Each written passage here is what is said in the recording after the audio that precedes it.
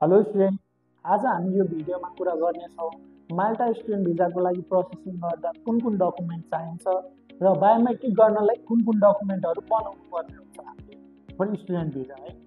So हामी start गरौँ तपाईँको अफर लेटरबाट।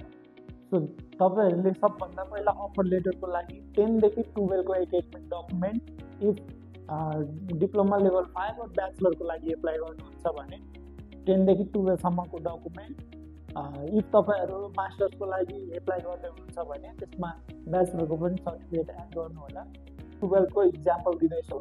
तपाईँहरू +2 सकेपछि ब्याचलरको लागि चाहिँ पर्स्यु गर्दाखेरि कुन कुन डकुमेन्टहरू चाहिन्छ भनेर है। 10 देखि 12 सम्मको एकाडेमिक डकुमेन्ट चाहियो। त्यसपछि पासपोर्ट, तपाईँको सिटिजनसिप, सिभी अनि पासपोर्ट साइज फोटो र एलओआर र एमओआई।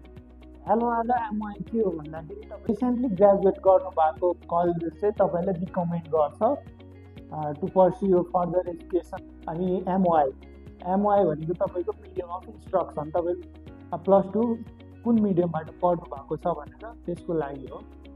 अनि यति एकाडेमिक डकुमेन्ट भयो। ती डकुमेन्ट चाहिँ हामीलाई निड हुन्छ अफर लेटरको लागि। अनि त्यसपछि हामी अफर लेटरको लागि एप्लाई गर्छौँ। अफर लेटर आइसकेपछि चाहिँ हामीले कलेजलाई चाहिँ तपाईँको या युनिभर्सिटीलाई भनौँ हामीलाई एप्लिकेसन फी पे गर्नुपर्ने हुन्छ। अब एप्लिकेसन फी चाहिँ तपाईँको कलेज वाइज डिफ्रेन्ट हुन्छ। कसैको फर इक्जाम्पल 150 युरो हुन्छ, कसैको 200 युरो, कसैको 250 युरो। अनि हामीले त्यसपछि एप्लिकेसन फी पे गरिसकेपछि चाहिँ हामीले देन तपाईँको डकुमेन्टेसन स्टार्ट हुन्छ बिएफएस सेन्टरमा सबमिट गर्नलाई।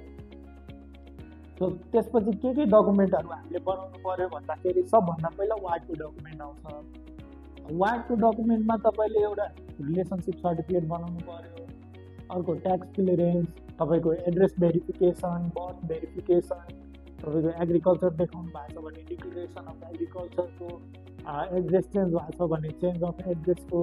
सो यो डकुमेन्टहरू चाहिँ तपाईँले वार्डबाट बनाउनु पर्ने हुन्छ। वार्ड डकुमेन्ट भइसकेपछि तपाईँको नोटरी र ट्रान्सलेसन गर्नुपर्ने हुन्छ डकुमेन्टहरू।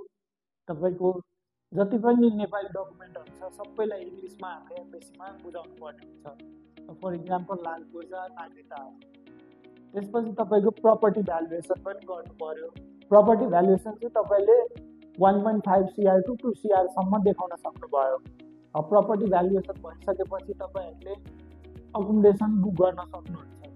पहिला चाहिँ तपाईँको कलेजहरूले आफै अकोमोडेसन प्रोभाइड गर्थ्यो, अहिले पनि कति कलेजले दिइरहेछ तर धेरैले चाहिँ दिइरहेको छैन। सो तपाईँले अकोमोडेसन बुक गर्नु पर्यो।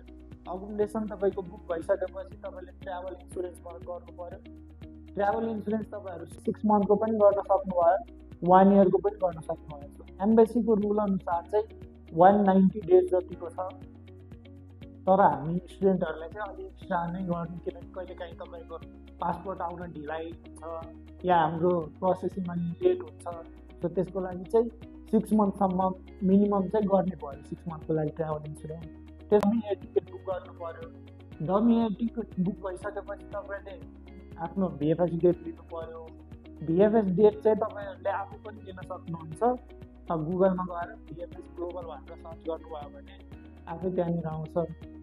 सो त्यो भिएफएस डेट बुक भइसकेपछि तपाईँले सबै डकुमेन्ट चाहिँ अब कहिलेको डेट लिनुभएको छ त्यो डेटमा चाहिँ सबै डकुमेन्टहरू लिएर एम्बेसी जानु पर्यो।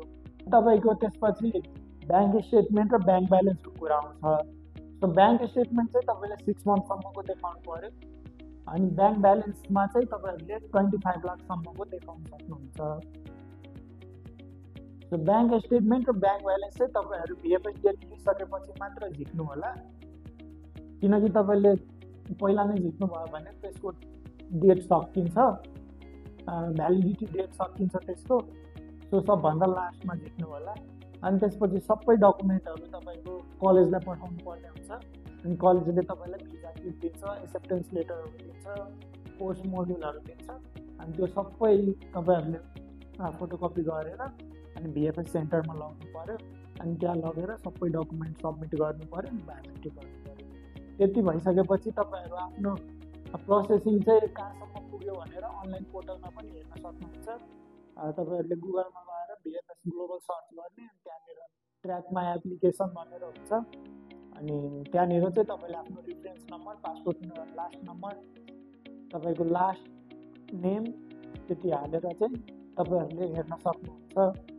अनि त्यसपछि सबै गरिसकेपछि चाहिँ तपाईँहरूले बायोमेट्रिक गरिसकेपछि चाहिँ ठ्याक्क 2 मन्थ जति चाहिँ लाग्छ पासपोर्ट आउनमा।